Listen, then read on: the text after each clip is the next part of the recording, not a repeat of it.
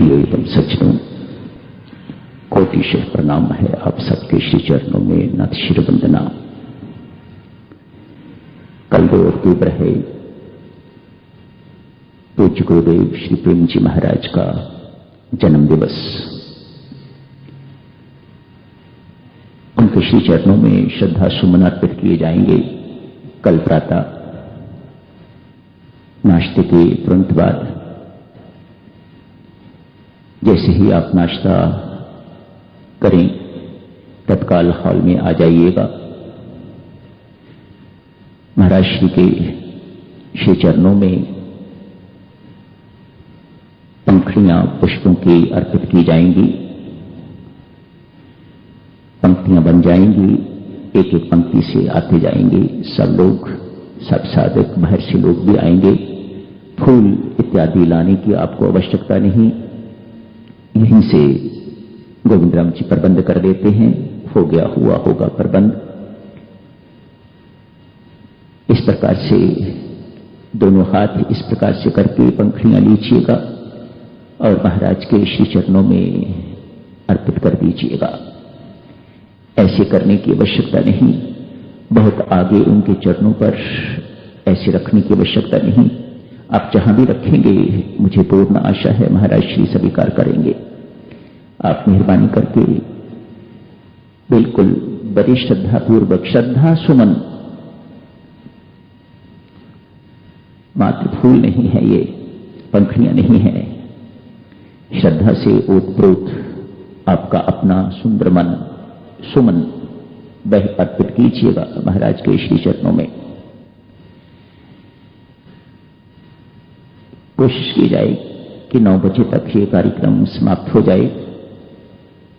महाराज श्री के चरणों में चढ़े हुए फूल प्रसाद के रूप में आपको दे भी दिए जाएंगे, और यदि आप बहुत देर नहीं लगाएंगे तो उस वक्त आपको 108 मनके की माला भी दे दी जाएगी। यदि आप देर ना लगाएं तो, यदि आप देर लगाते रहे तो बड़ी मुश्किल हो जाएगी। 9 बजे तक कार्यक्रम की समाप्ति होनी ही है। 9:30 बजे तो श्री रामायण जी का पाठ आरंभ होगा। पूर्ण आशा है आप सब सहयोग देंगे। सर्वशक्तिमते परमात्मा श्री रामायण मां का पाठ चलता रहेगा और उसी पाठ के साथ हम महाराज के श्री चरणों में पुष्प अर्पित करेंगे। धन्यवाद।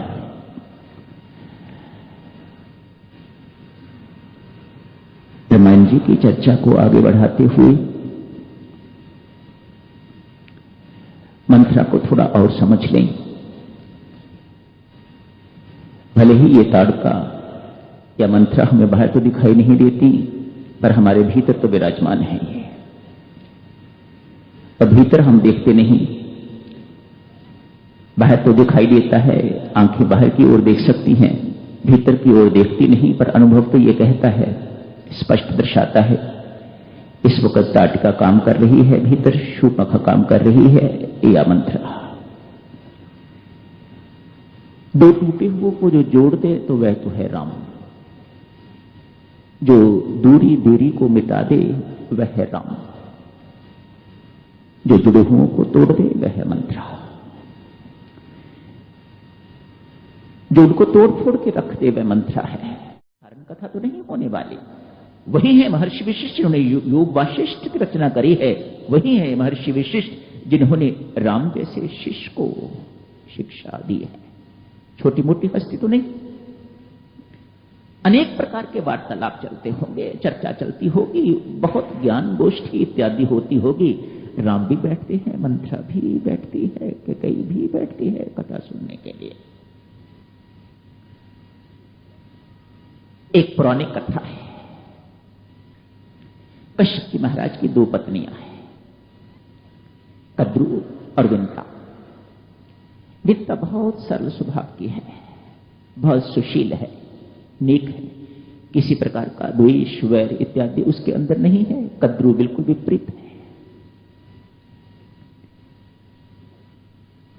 सौत है। इसलिए हर वक्त दृष्टि को दृष्टि रहती है कद्रू की, विंता की नहीं।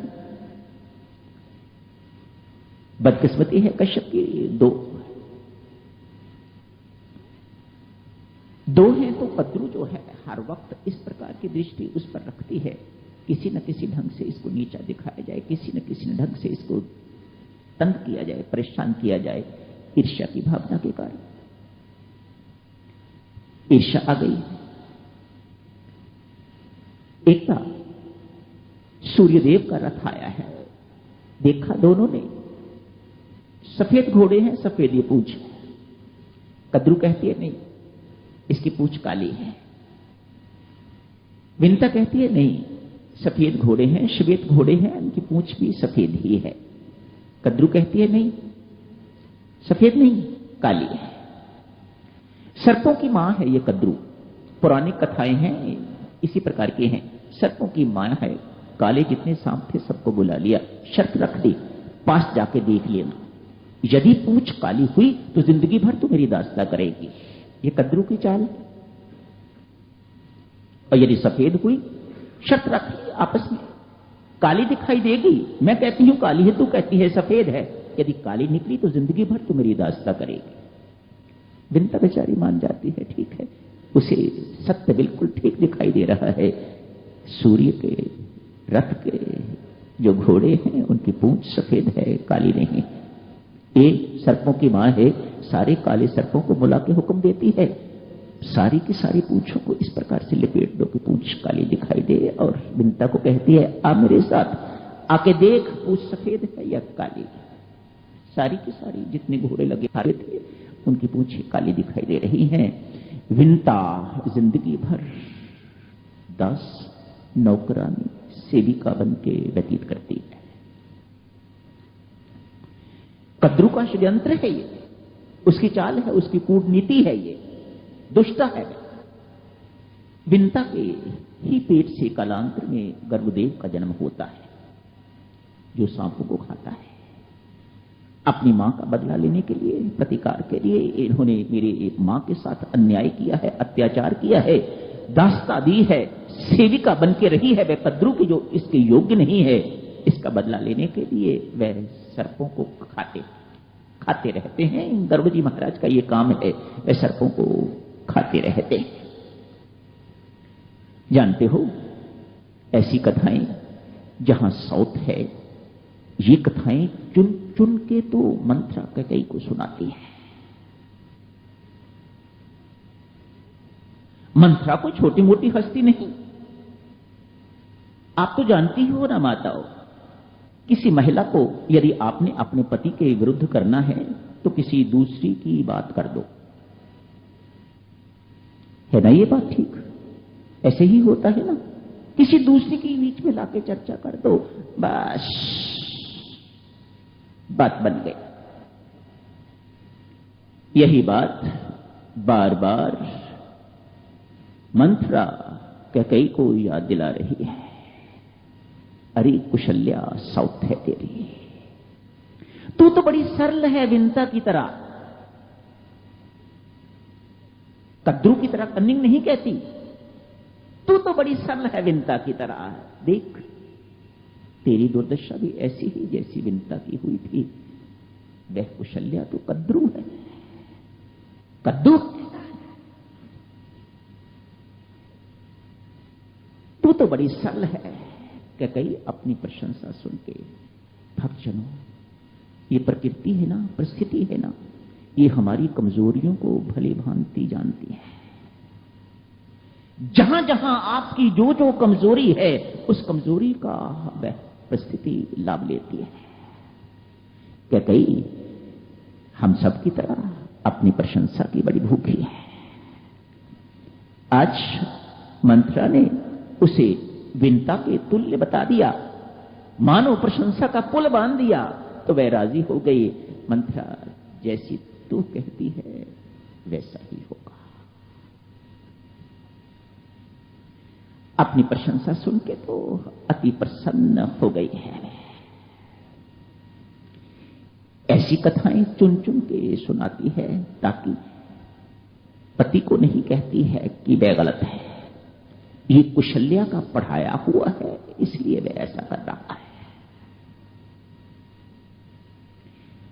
दूसरी महिला की ये बात किसी एक महिला के लिए सुननी अति कठिन, ये नहीं सुनी जाती। इसलिए दशरथ की बात वह जानती है, इस बात को नहीं करती, वह कौशल्या की बात करती है।